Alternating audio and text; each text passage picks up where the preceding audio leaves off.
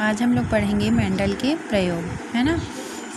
Mendel ने किस में प्रयोग किया था? मटर के पौधों में प्रयोग किया था, जिसको साइंटिफिक नेम क्या होता है? Pisum sativum.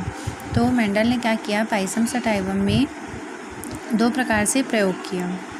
तो पहला प्रकार था एक संकर संकरण, है ना, और दूसरा प्रयोग क्या था? द्विसंकर संकरण। मेंडल ने मटर के पौधों में, है ना, दो प्रयोग किया, एक संकर संकरण और द्विसंकर संकरण। तो हम यहाँ पर देखेंगे कि एक संकर संकरण क्या होता है।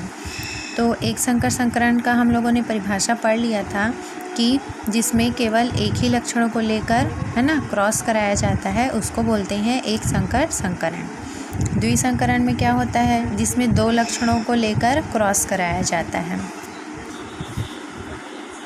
एक संकर संकरण एक लक्षणों को लेकर क्रॉस कराया जाता है, तो उसको बोलते हैं एक संकर संकरण। जैसे कि एग्जाम्पल से हम समझेंगे कि अगर हम केवल एक लक्षण लेंगे, जैसे कि पौधों की लंबाई, है ना, क्या लक्षण लेंगे? पौधों की लंबाई। तो पौधों की लंबाई में हम लोगों ने दो रूप देखा था। क्या क्या रूप देखा था? एक लंबा और एक क्या देखा था? बौना देखा था, है ना। पौधों की लंबाई में एक लंबा देखा था, एक बौना देखा था। ये प्रभावी लक्षण प्रदर्शित करते हैं और ये अप्रभावी लक्षण प्रदर्शित करते हैं। इसको क्या बोलते हैं? टेल। इसको क्या बोलते हैं? ड्वार्फ, है ना। तो इसके लिए कौन सा एलील प्रदर्शित करते थे? तो टी, है ना। क्या प्रदर्शित करते थे? कैपिटल टी से। और हमेशा ये जो एलील्स होते हैं वो पेयर में होते हैं, है ना। तो इसके लिए केवल हम एक टी का उपयोग नहीं करेंगे, हमेशा पेयर में करते हैं। तो लंबे पौधे के लिए क्या हम किससे कौन सा एलील लेंगे? Capital T. उसी प्रकार बौने पौधे के लिए, जिसको इंग्लिश में ड्वार्फ बोलते हैं, तो इसको हम डी से शो नहीं करेंगे।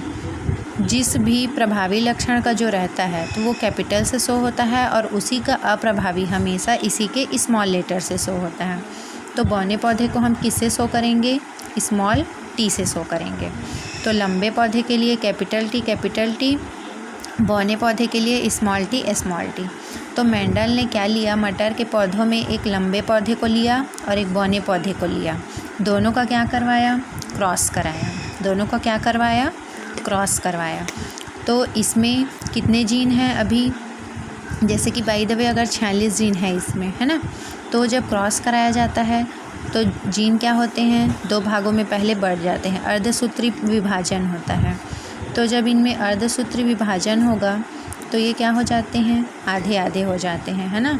तो कैपिटल टी, स्मॉल टी, मतलब यहाँ पर कौन सा विभाजन हो गया? अर्धसूत्री विभाजन हुआ। तो इसमें से बाय द वे अगर यहाँ पर 46 जीन है तो 23 क्रोमोसोम यहाँ पर आ गए, है ना। क्रोमोसोम में ही क्या होता है? डीएनए प्रेजेंट होता है। तो जब इनका अर्धसूत्री विभाजन होगा, यहाँ पर क्रॉसिंग को बता रहे हैं, तो अर्धसूत्री पहले विभाजन होता है कोशिकाओं का। तो जो जीन होते हैं या गुणसूत्र, वो सबसे पहले आधे आधे डिवाइड हो जाते हैं। उसके बाद इनमें अब क्रॉसिंग कैसे होगा? तो जैसे कि अगर हम इसमें का क्या लेंगे? कैपिटल टी लेंगे, है ना। तो इसमें का क्या ले लेंगे? स्मॉल टी ले लेंगे। इसमें का फिर से कैपिटल टी आया, तो इसमें का क्या हो गया? स्मॉल टी आ गया। ये अब इसमें का क्या होगा? Capital T. तो ये वाला क्या हो जाएगा? ये स्मॉल टी और ये कैपिटल टी। फिर ये वाला स्मॉल टी और ये वाला कैपिटल टी। तो इस प्रकार से कितने मतलब पौधे बन गए? 4, है ना।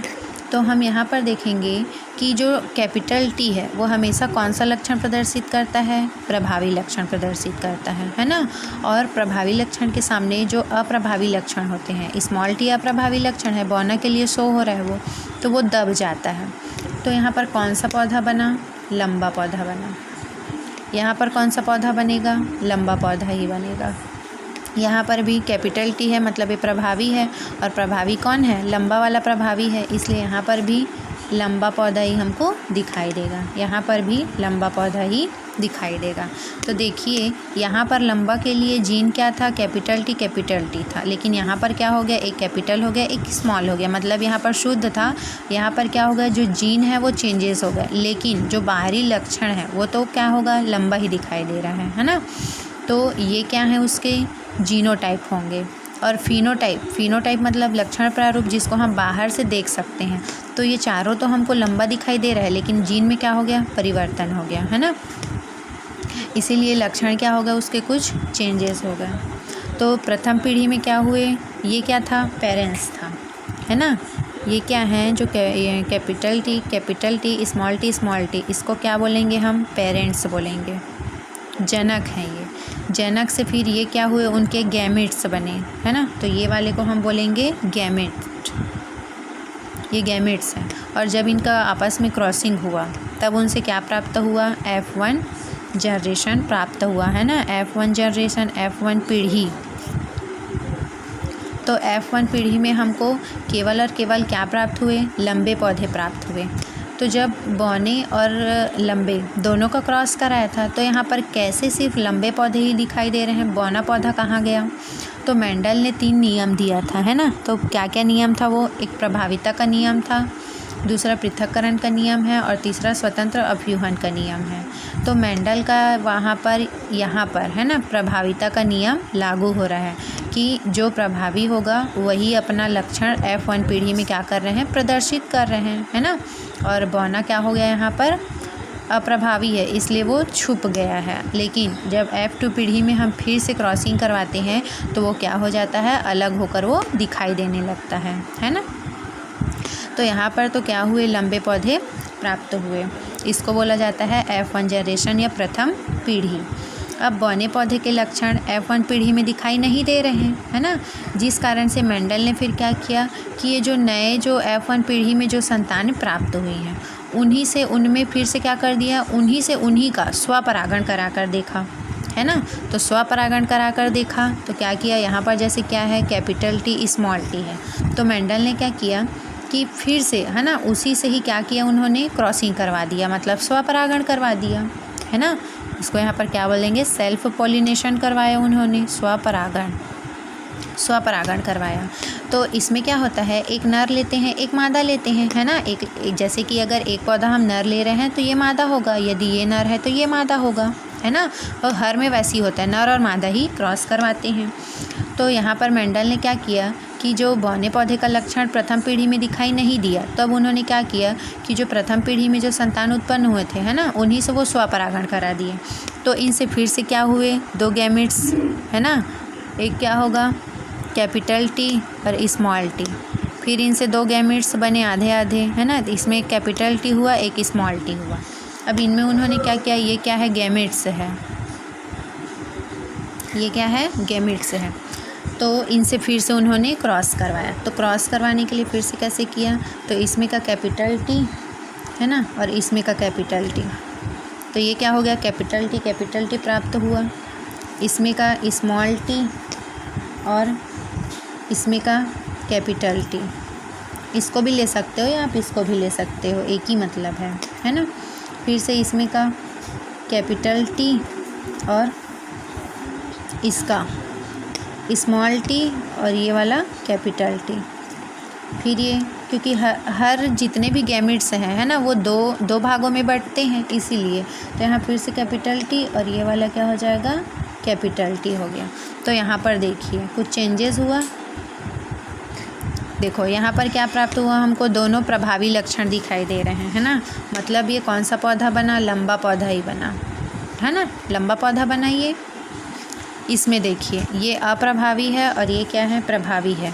तो प्रभावी ही अपना लक्षण दिखाई देते हैं, तो ये भी कौन सा पौधा बनेगा, लंबा पौधा ही बनेगा। इसमें भी कैपिटल टी है, मतलब ये प्रभावी है और ये अप्रभावी है, तो इसमें भी कौन सा पौधा बनेगा, लंबा पौधा ही बनेगा। लेकिन इसमें देखिए स्मॉल टी है और स्मॉल टी किसके लिए शो होता है, बौने पौधे के लिए, तो दोनों ही अप्रभावी हैं। इसलिए यहाँ पर कौन सा पौधा प्राप्त हुआ हमको, ड्वार्फ, मतलब बौना पौधा। तो देखिए प्रथम पीढ़ी में तो बौना पौधा नहीं दिखाई दिया था, लेकिन जब उनमें क्या किया, सेल्फ पॉलिनेशन कराया गया है ना, या सेल्फ क्या किया, संकरण कराया गया, तब बौना पौधा क्या हुआ, दूसरी पीढ़ी में बौने पौधे का लक्षण दिखाई देने लगा, है ना। इसको क्या बोलेंगे, F2 जनरेशन। तो यहाँ पर कौन सा नियम लागू हुआ मेंडल का, तो पृथक्करण का नियम लागू होता है कि शुरू में प्रभाविता का नियम लागू हुआ, उसके बाद जब दूसरी पीढ़ी में जब स्वपरागण कराया जाता है ना, तब क्या होता है कि जो बौने पौधे जो प्रथम पीढ़ी में क्या होते हैं, छुपे होते हैं, वो जब दूसरी पीढ़ी में क्या होते हैं, वो पृथक हो जाते हैं, मतलब इनसे क्या हो गए, वो पृथक हो गए और अपना लक्षण प्रदर्शित करते हैं। तो बौने पौधे कब अपना लक्षण प्रदर्शित किए, दूसरी पीढ़ी में प्रदर्शित किए, है ना। तो अब इसका हम जीनोटाइप और फिनोटाइप निकाल सकते हैं कि देखिए इसको क्या बोलते हैं, जीनोटाइप, और इसको क्या बोलते हैं, फिनोटाइप। तो यहाँ पर देखिए जीन कितने प्रकार का है ना। तो सबसे पहले यदि हम अगर जीनोटाइप निकालेंगे, क्वेश्चन आता है जीनोटाइप निकालो और फिनोटाइप निकालो करके, तो जीनोटाइप, तो यहाँ पर कैपिटल टी कितना है, एक ही दिखाई दे रहा है, तो एक, है ना, अनुपात।